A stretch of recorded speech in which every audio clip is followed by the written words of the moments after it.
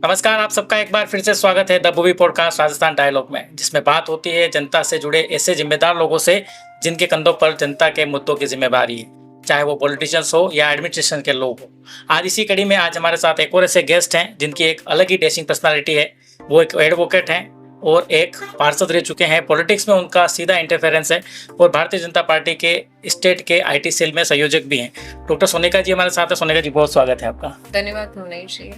सोनिका जी, सबसे पहले अगर आप एक वर्ड में अपने आप को डिस्क्राइब करना चाहें कि आप एक बेस्ट एडवोकेट हैं, पॉलिटिशियन हैं, बेस्ट एक माँ हैं, एक बेटी हैं, अपने बारे में कुछ जरा सा बताना चाहें तो डिस्क्राइब करें। डेफिनेटली अगर वन वर्ड में कहूँ तो मैं अपने आप को एक रेस्पॉन्सिबल सिटीजन मानती हूँ। रेस्पॉन्सिबल सिटीजन जो होते हैं उसकी वजह से ये सिर्फ एक रेस्पॉन्सिबिलिटी नहीं होती, ये आपके जीवन में भी आपको बहुत सी चीजें सिखाती है और निश्चित तौर पर इसकी वजह से आपके जीवन में बहुत सारे बदलाव भी आते हैं। जी सोनिका जी, जैसे पॉलिटिक्स में आपने एंट्री की तो बचपन से ही कोई पॉलिटिकल बैकग्राउंड है या फिर आपने अपनी जमीन खुद तैयार की? कैसे आपका इंसिडेंस कोई ऐसा हुआ हो जिससे आपको पॉलिटिक्स में आने के लिए मोटिवेट किया हो? नहीं, बचपन से तो नहीं था। और जब कॉलेज में आए थे तब ABVP से जुड़े हुए थे। ABVP में बहुत कार्य किया है। उसके बाद मैं बॉम्बे चली गई थी। देन वापस से मेरी शादी हुई तो मैं यहाँ पर उदयपुर आई। तो मैं जिस फैमिली में मेरी शादी हुई, मेरे फादर इन लॉ 2 टेन्योर के मंडल अध्यक्ष रहे और डेफिनेटली उनके थ्रू ही मेरी पॉलिटिक्स में एज ए पार्षद अगेन एंट्री हुई है। अच्छा, पार्षद का चुनाव जब आपने लड़ा तो पहली बार आप चुनावी फेस में जाते हैं। पॉलिटिक्स करना, जैसे संगठन में काम कर रहे हैं और आप जब जनता के बीच वोट मांगने जाते हैं, दोनों में डिफरेंस होता है। क्या ऐसे चैलेंजेस थे जिससे आपको उस नया सीखने को मिला? कोई अच्छा अनुभव हो तो आप बताना चाहें। डेफिनेटली प्राइमा फेसिया जब हम देखते हैं तो पॉलिटिक्स ऊपर से सबको मंचमाला और माइक दिखाई देते हैं, लेकिन एज एन ग्राउंड पर्सन अगर आप ग्राउंड लेवल पर आते हैं तो बहुत सारे चैलेंजेस भी आपको फेस करने पड़ते हैं। और डेफिनेटली जो मेन चीज होती है एज ए पॉलिटिशियन आप जो फेस करते हो होता है क्रिटिसिज्म। तो क्रिटिसिज्म का आपको कैसे डील करते हैं, आप उसको कैसे हैंडल करते हैं, that is more important thing. अच्छा, क्रिटिसिज्म जब होता है, कोई बोलते हैं कि ये तो पार्षद सही नहीं है, या फिर MLA हो, कोई भी पोस्ट हो पॉलिटिक्स में, बोलते हैं ये तो चोर है। आम धारणा ये कि चोर लोग हैं, घोटाले करते हैं, खाते हैं, या फिर कुछ काम होता है, अरे यार इसको करा नहीं रहे। तो कैसे उसको मतलब हैंडल करता है? उसका जो प्रेशर है वो क्या फैमिली रिलेशन में भी पड़ता है? नहीं, सारे पॉलिटिशियन के जनरली सवाल हो गया। एज इन माई लाइफ अगर कोई कंस्ट्रक्टिव क्रिटिसिज्म होता है तो डेफिनेटली मैं उस पर फ्रेम आउट करके वर्कआउट करती हूँ। और अगर कोई नेगेटिव या फिर ऐसे क्लूलेस अगर कोई ऐसा होता है आरोप प्रत्यारोप, तो निश्चित तौर पर मैं उस फीडबैक पर ज्यादा ध्यान नहीं देती हूँ। नहीं, जैसे अभी हाल ही में बिहार में एक नई विधायक बनी है मैथिली ठाकुर जी। वो बेसिकली पॉलिटिकल बैकग्राउंड से जो होते हैं उनकी तो क्या चमड़ी मोटी हो जाती है, उनको आदत हो जाती है सुनने की। अभी जैसे वो उनकी उम्र कम है, उनको हल्का सा क्रिटिसिज्म हुआ तो वो अपने आप को डिस्क्राइब कर रही हैं सोशल मीडिया पे, यार ये मामला ऐसा नहीं था, ये था। और जो खाटी पॉलिटिशियन होते हैं वो सुनते नहीं है, वो कभी रिप्लाई नहीं करते। तो वो कैसे देखते हैं आप? आपके साथ ऐसा हुआ कभी नहीं कि शुरू में किसी ने आप पे एलिगेशन लगाया हो, आपको लगा नहीं मैं इसको तो करूंगी, खुलासा करूंगी? नहीं, ऐसी कोई बात नहीं। हाँ, नहीं, ऐसा नहीं है कि रिप्लाई नहीं करते हैं। हाँ। जो like as an your language मोटी चमड़ी के होते हैं, रिप्लाई करते हैं, बट उनको पता होता है कि कब, कहाँ पर और कितना बोलना है। तो पॉलिटिक्स में अगर आप आते हो तो ये चीज आपके लिए बहुत मायने रखती है कि कोई भी आपको कुछ भी बोले तो कब, कितना और कहाँ पर बोलना है, ये चीज आपको डेफिनेटली ध्यान में रखनी चाहिए। मतलब क्या करना है, इससे ज्यादा क्या नहीं करना है इसका पता होना चाहिए, ये कह सकते हैं। हाँ, कह सकते हैं। अच्छा, जब आप पॉलिटिक्स में आ जाने की इच्छा, आपने बताया कि आपके ससुर जी का थोड़ा सा बैकग्राउंड था, तो फैमिली का सपोर्ट आपको मिला पूरा? डेफिनेटली विदाउट फैमिली बैकग्राउंड या फिर फैमिली सपोर्ट के मैं कुछ भी नहीं कर पाती। एक लेडीज के लिए बिना फैमिली सपोर्ट पॉलिटिक्स में जाना थोड़ा मुश्किल है। हाँ, लेडीज हो या जेंट्स हो, सबके लिए अगर आप भी कहीं पर भी जाते हो तो डेफिनेटली आपकी वाइफ या मदर आपको पीछे से सपोर्ट करती है, तभी आप फील्ड वर्क ज्यादा कर पाते हैं। बनने के बाद आपको ऐसी क्या ग्राउंड रिलेटेड रियलाइज हुई जो एक आम पब्लिक के मन में होता है, जैसे कहीं कचरा भी पड़ा है थोड़ा सा तो अपन सोचते हैं यार ये बेकार नेता है, यार ये सफाई नहीं करवा सकते क्या? मतलब आम धारणा ये है। और एज ए जब आप रेस्पॉन्सिबल पोस्ट पे होते हो तो आपको कितना उसमें डिफिकल्टी होती है कि सिस्टम को चलाना, किसको रिपोर्ट करना है, कितनी देर में हो जाएगा, टाइम लगेगा। जैसे नाली टूट गई है, नाला टूट गया है तो बजट सेंक्शन होगा, उसकी सर्वे होगी, एक टाइम लगता है, एक प्रोसेस है। तो वो डिफरेंस थोड़ा सा अगर आप समझाना चाहें।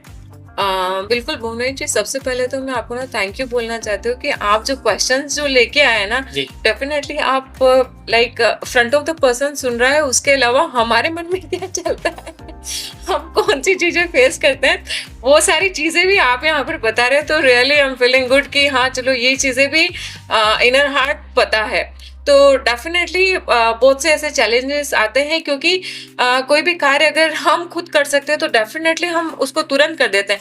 कोई भी पार्षद बना हो, मैं ये नहीं बोल रही हूँ कि आई एम द बेस्ट या वो बेस्ट है या वो ही बेस्ट रहे होंगे, कोई भी पार्षद हो, एक सिंपल सा एग्जांपल लेते हैं, जब उसको रेस्पॉन्सिबिलिटी मिलती है तो कोई भी पार्षद ऐसा नहीं सोचता है कि मैं अच्छा काम नहीं करूं या फिर मैं कोई कार्य नहीं करूं, या फिर सबको अच्छा लगता है काम करना और सबको अच्छा लगता है कि अगर उनको पॉजिटिव फीडबैक मिले तो डेफिनेटली इन सब चीजों को लेकर के नगर निगम में और लेबर के बीच में, आपके और जनता के बीच में बहुत सारा आपको कोऑर्डिनेशन बिठाना पड़ता है। उसके लिए भी बहुत पेशेंस की जरूरत होती है कि नीचे से प्रेशर आता है, करवाया नहीं करवाना है, और ऊपर से जब तालम टोली होते हैं तो डेफिनेटली हम भी फील्ड में बोल देते हैं कि हाँ 1 महीने में हो जाएगा, 2 महीने में हो जाएगा। हमारा भी कंटिन्यूसली आस्किंग होती रहती है अधिकारियों से कि ये कब होगा, और ऐसा नहीं है कि वो भी नहीं करना चाहते हैं कि हर एक चीज में कोई ना कोई अड़चन, बोलो तो कोई अतिशयोक्ति नहीं होगी, कोई ना कोई ऐसी चीज जरूर आती है जिसकी वजह से वो नहीं हो पाता है। अदरवाइज चाहे आप हो या मैं हूँ, हर व्यक्ति अपने काम को प्रॉम्प्टली करना चाहता है।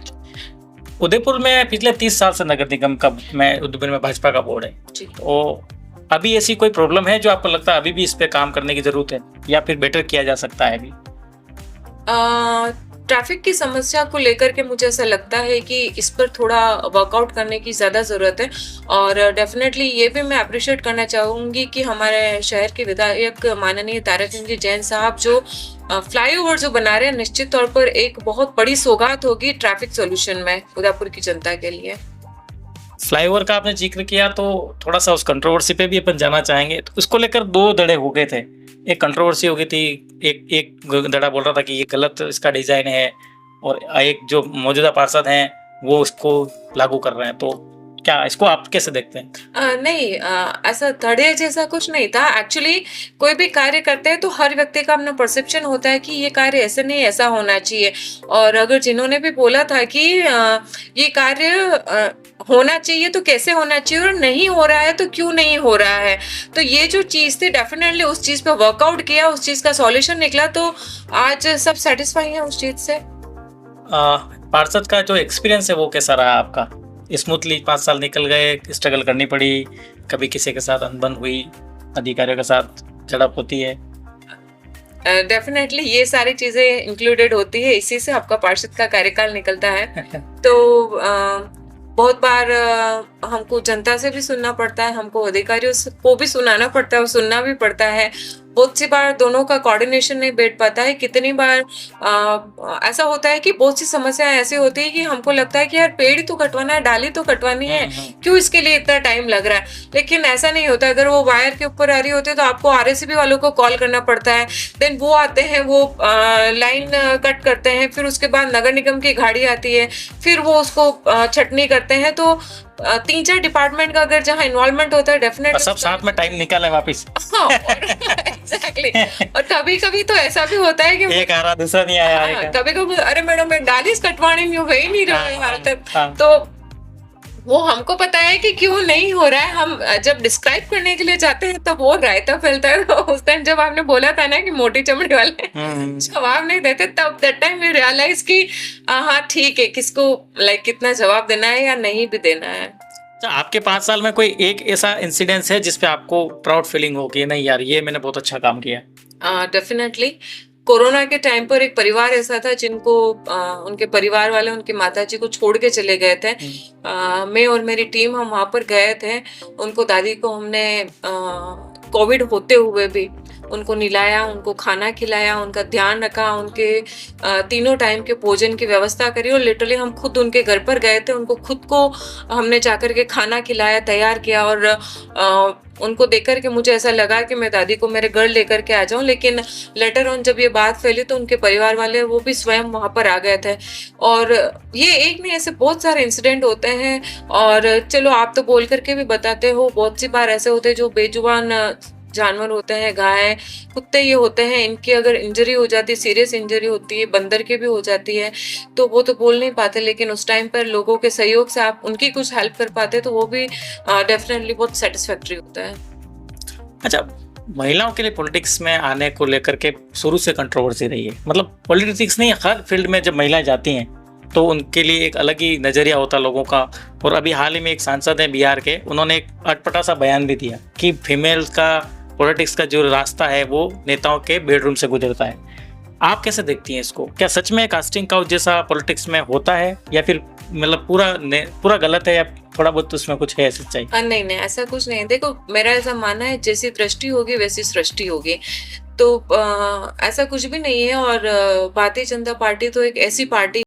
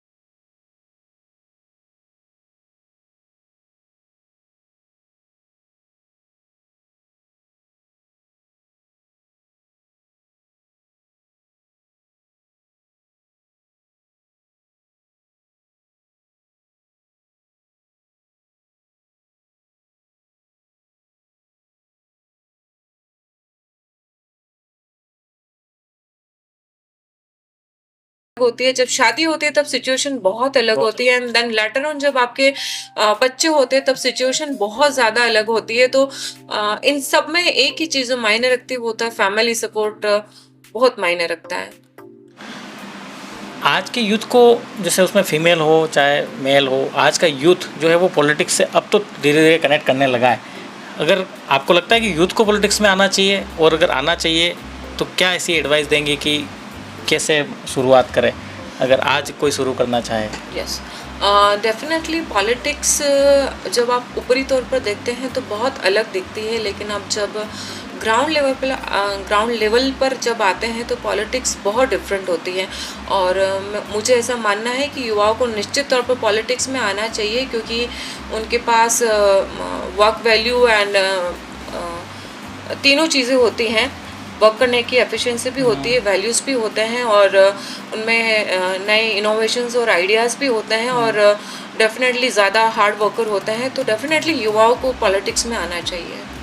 आजकल पॉलिटिक्स जो है थोड़ी सी चेंज हो गई, सोशल मीडिया आ गया है, पॉलिटिक्स सोशल मीडिया पे आजकल ज़्यादा करने लग गए हैं। तो रियलिटी क्या है पॉलिटिक्स की? एक अच्छा पॉलिटिशियन बनना है, अगर सक्सेस होना है, तो ग्राउंड पे पॉलिटिक्स ज़्यादा मैटर करती है या सोशल मीडिया का भी बहुत बड़ा इंपॉर्टेंट रोल है?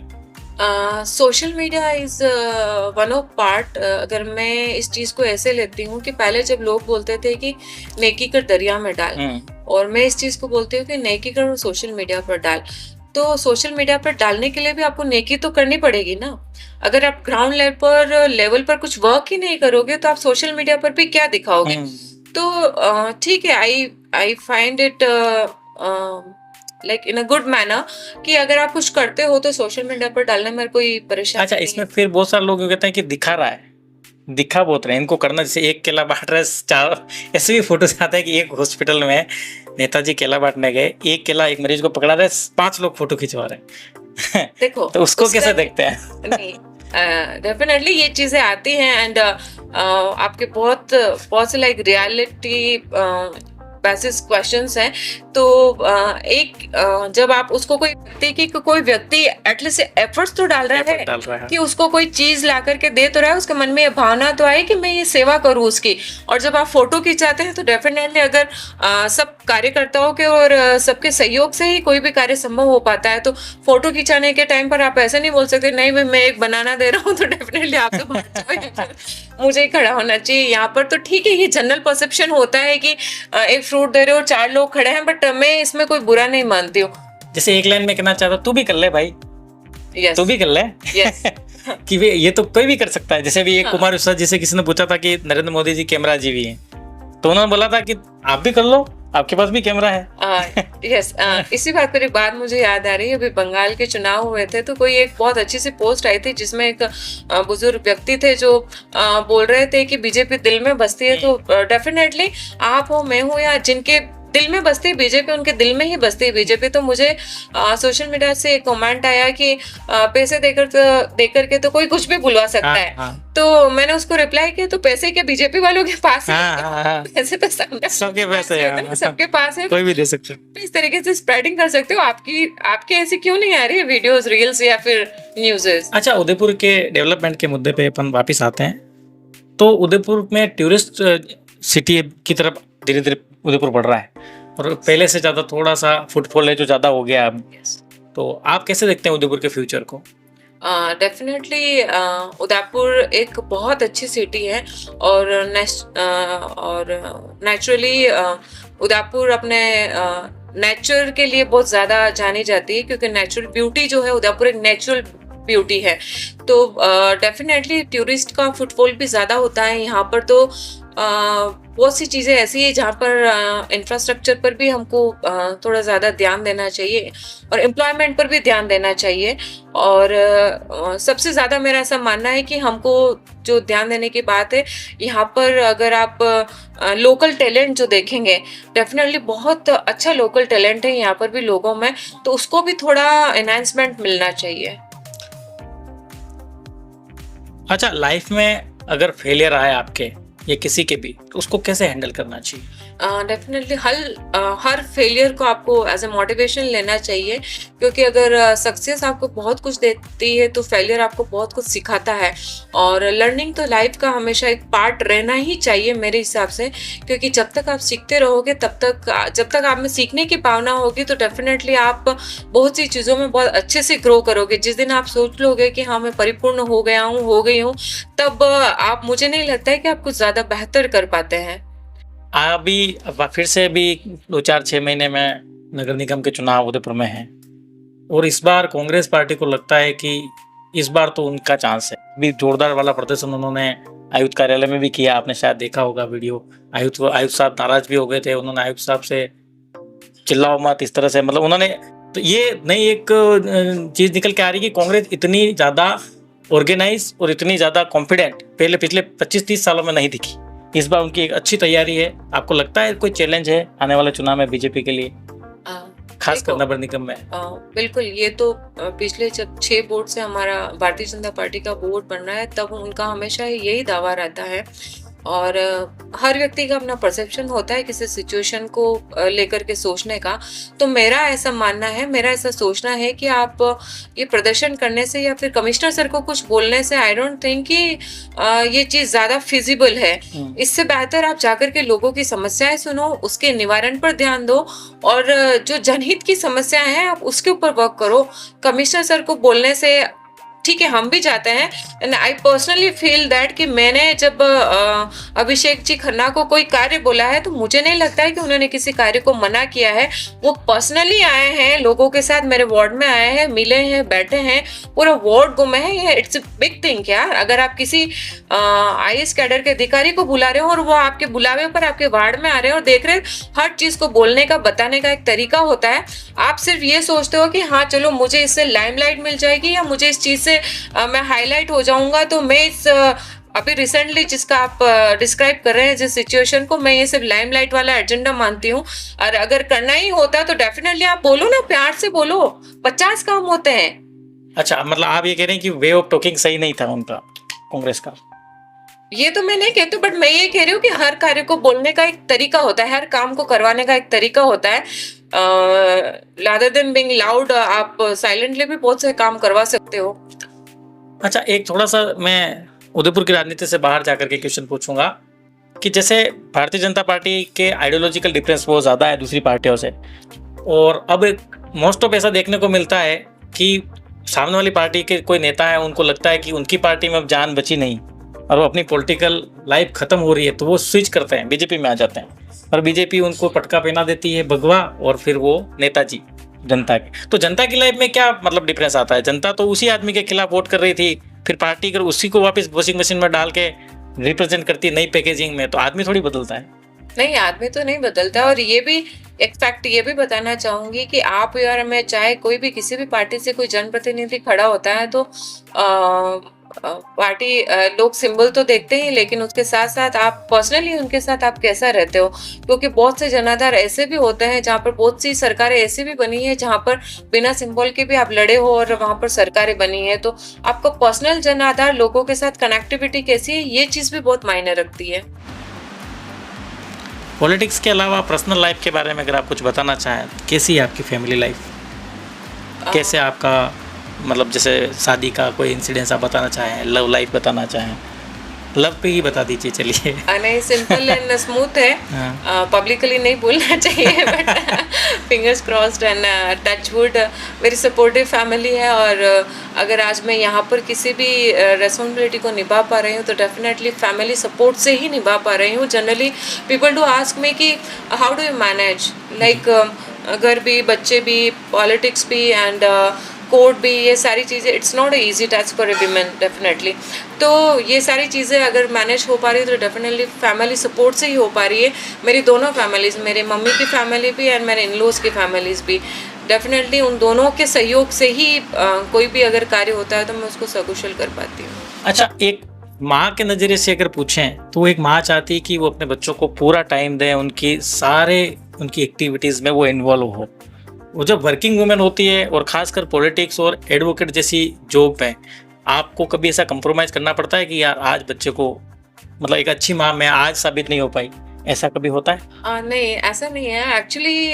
जनरली जब आप बच्चों की अपब्रिंगिंग करते हैं तो बचपन से आप, जैसा आपके परिवार का माहौल होता है ना, बच्चा वैसे ही ढल जाता है। तो मेरी जब फर्स्ट वाली गुड़िया, शी इज 10 नाउ, और वो जब बड़ी हुई थी then she got to realise कि हाँ मम्मा तो कोर्ट जाती है, मम्मा को ऑफिस जाना पड़ता है। और ऐसा नहीं है कि माँ होती है, लेकिन फैमिली से भी उसको उतना ही प्यार मिला। तो आई एम ब्लेस्ड दैट कि मेरे बच्चों ने कभी ये चीज़ें फेस नहीं करी है कि मम्मी नहीं है या फिर माँ का प्यार नहीं मिल रहा है। तो उसकी आप मौसियाँ लकी भी हो, मतलब आप लकी हो, आपकी फैमिली साथ है तो हाँ, बच्चों का मिल, बाकी होता है बच्चों के साथ ऐसा। मेरे बच्चों के साथ साथ उसकी 3-3 मौसियाँ भी हैं, तो डेफिनेटली मौसी तो माँ ही होती है। और they are blessed and I am blessed. Free time में क्या करना पसंद है आपको?